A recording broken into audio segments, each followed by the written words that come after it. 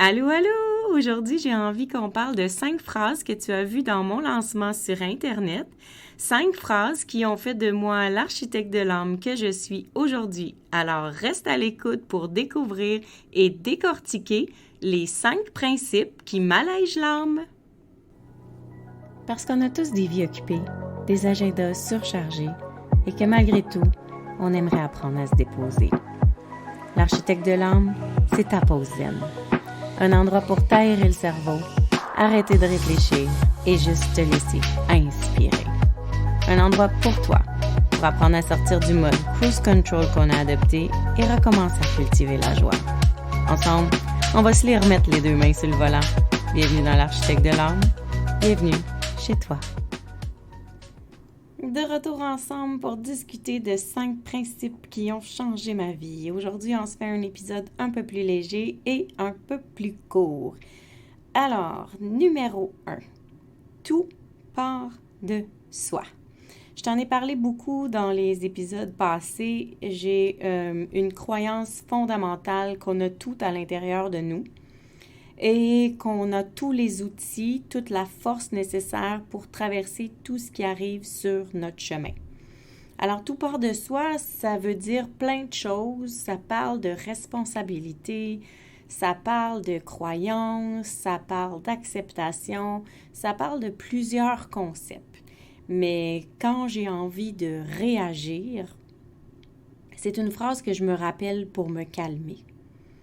Pour me remémorer que dans le fond, la réaction a aucune importance. La réaction va déranger l'extérieur, mais ne changera rien au fait.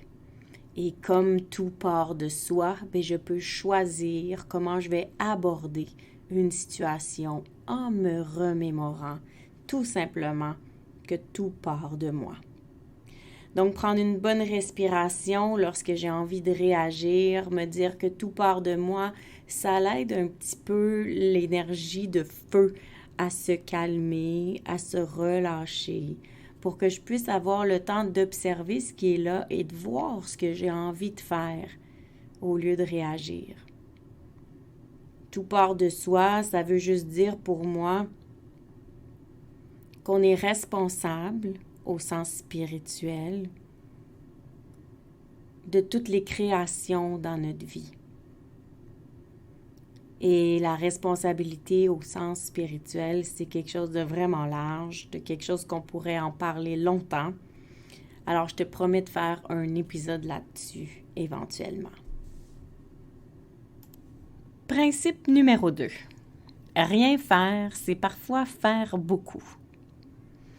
Et là, si tu veux aller googler cette phrase-là dite par Winnie l'ourson, c'est vraiment mignon.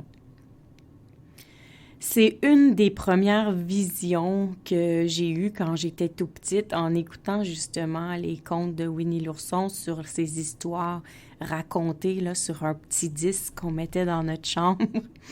Ça me rajeunit pas, en tout cas. Il y avait la fée Clochette là, qui disait « Tournez la page », tu te souviens? Et Winnie, c'était un ourson qui était quand même paresseux. Et à un moment donné, il avait dit que rien faire, c'était parfois faire beaucoup. Et ça a été vraiment important dans ma vie parce que comme j'aime beaucoup travailler, avoir beaucoup de projets, c'est important de prendre le temps de se régénérer, de se ventiler, de s'aérer, de faire autre chose. C'est la phrase qu'on entend le plus, mais faire autre chose, ça repose pas nécessairement. Ça peut changer le mal de place, mais rien faire, des fois c'est important.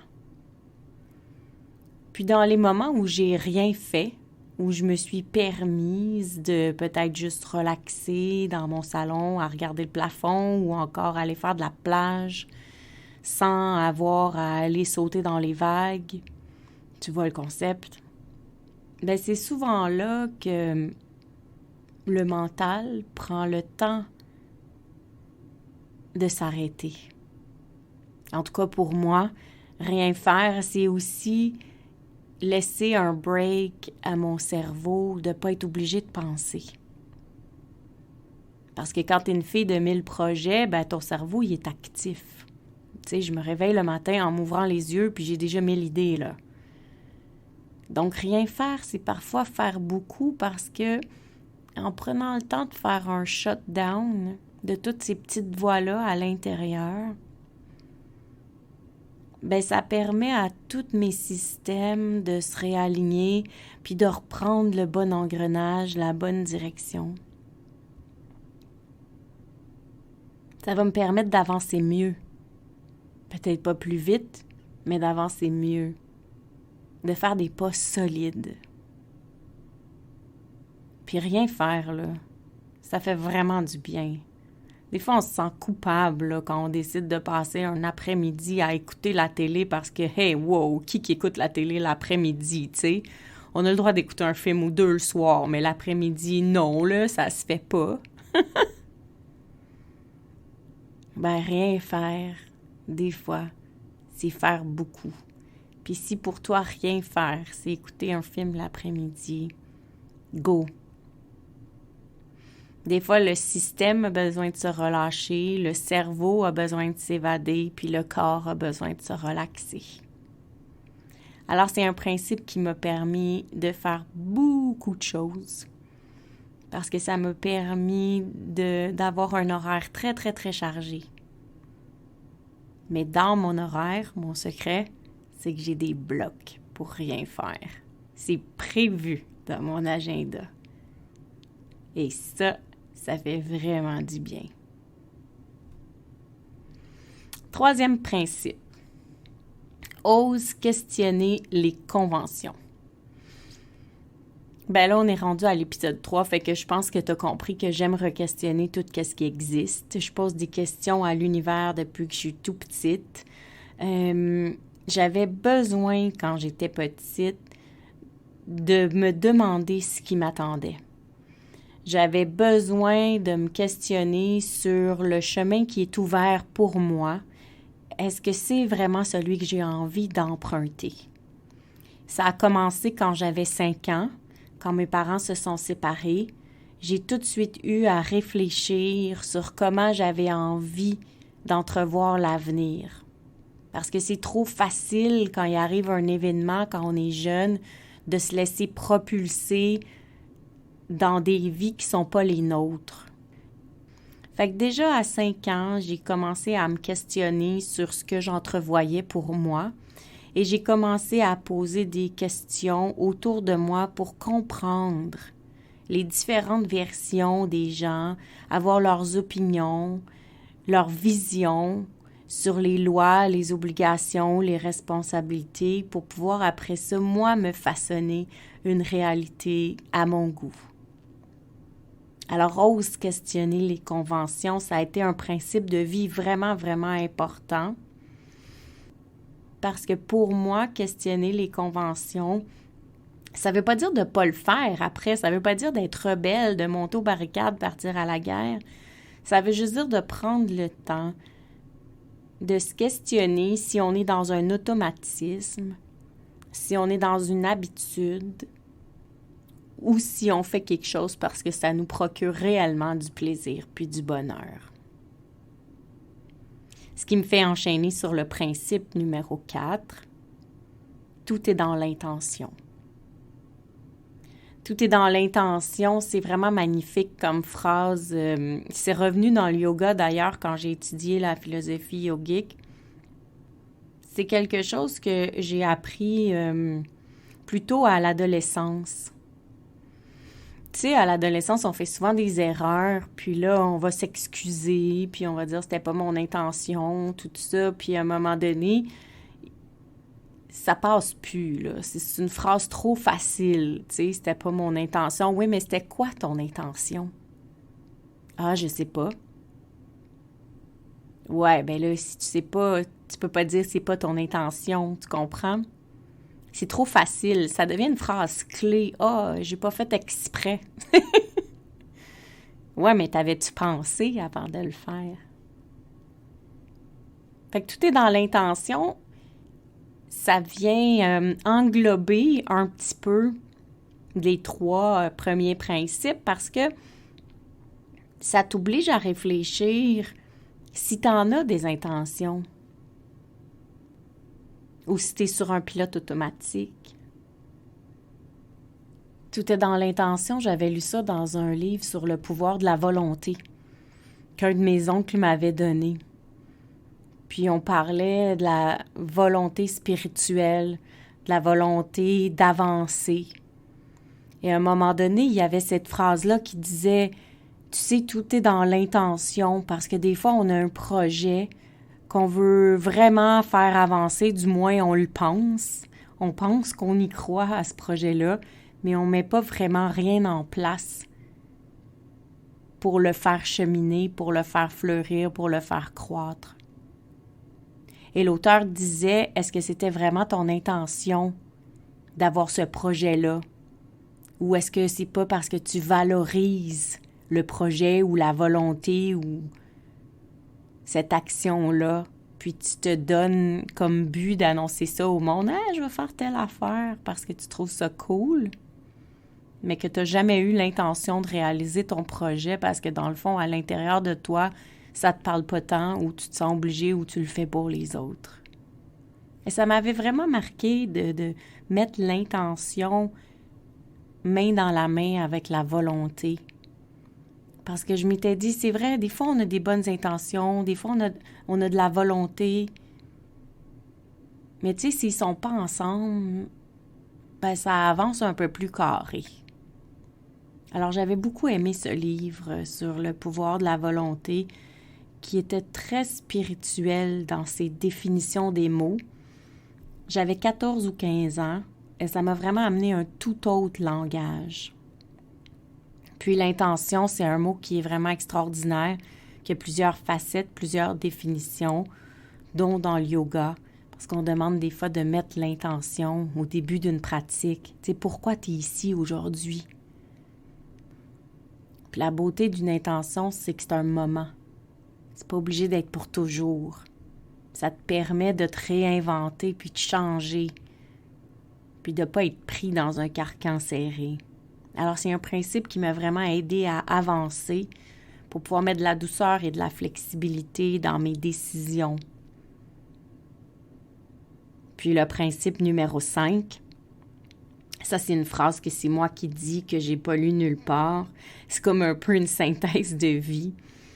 Et si tu me connais, ben, je l'ai souvent dit. C'est avec les cacas qu'on fait des arcs-en-ciel. C'est avec les cacas qu'on fait des arcs-en-ciel. Ça veut juste dire, hey, arrête de stresser quand il y a de la merde qui te tombe dessus. Arrête de stresser quand ça va pas comme tu veux ou quand tu vis un chaos, une contraction de la vie ou quelque chose qui va pas bien. Parce que si tu regardes un arbre, une fleur ou un légume dans un jardin, tout a toujours commencé dans la noirceur. Tout a toujours commencé dans la terre. Là où il y a des bébites, là où il fait frette, là où on ne sait pas trop ce qui se passe, là où il n'y a pas de lumière. Et puis tout à coup, avec de la force, de la volonté, de l'intention, de se donner le droit d'avancer tranquillement, pas à pas, et de savoir que c'est toute la force que je mets à l'intérieur de moi qui va me permettre de percer ce sol-là pour devenir un légume, un fruit, un arbre, une fleur. Ben ça fait vraiment wow. Ça fait vraiment wow parce que ça fait moins peur quand il fait pas clair. Puis en me remémorant chaque fois que j'avais un moment plus difficile, hey, oublie pas. C'est avec des cacas qu'on fait des arcs-en-ciel. Ben, on dirait que ça me donnait l'espoir que non seulement ça va passer, tu sais, le nuage, il va passer devant le soleil, mais là, il y a une profondeur qui s'installe, il y a une nuance qui s'installe. Ça va se transformer. Parce que quand le nuage, il passe, là, tu sais, tout redevient pareil. Mais en se disant, c'est avec les cacas qu'on fait des arcs-en-ciel, ça nous permet, comme la petite graine dans la terre, de penser que, OK, il y a quelque chose qui va fleurir de ça. Il y a un cadeau dans ma situation merdique.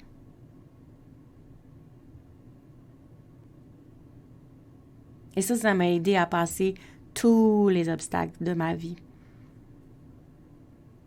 Tout ce qui a été difficile, accident d'auto, deuil de mon conjoint, corps magané après un accouchement. Alors, c'est avec des cacas qu'on fait des arcs-en-ciel. C'est comme si on ajoutait de la douceur. C'est comme si on venait donner le temps au temps de faire son temps. Laisser la vie s'occuper du chaos, laisser la vie prendre le temps de faire fleurir, faire grandir, transformer la situation en un beau cadeau.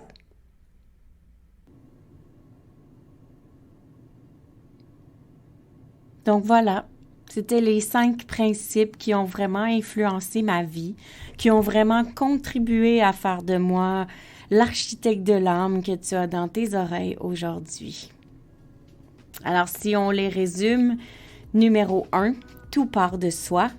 Numéro 2, rien faire, c'est parfois faire beaucoup. Numéro 3, ose questionner les conventions. Numéro 4, tout est dans l'intention. Numéro 5, c'est avec les cacas qu'on fait des arcs-en-ciel. Puis, entre-temps, si tu oublies les 5 principes, je t'en donne un en bonus qui va tous les englober. Écoute ton feeling, parce que quand on écoute ce qui se passe à l'intérieur de nous, on ne peut pas se tromper. On s'en reparle dans un prochain épisode. En attendant, je te dis à tout bientôt! Gratitude fois 1000 d'avoir été ici. Ça me fait tellement plaisir de jaser avec toi. J'ai déjà hâte au prochain épisode. Entre-temps, si tu as envie d'encourager l'architecte de l'âme, va sur ta plateforme d'écoute préférée, laisse-moi un commentaire ou des étoiles. Puis surtout, abonne-toi pour ne rien manquer.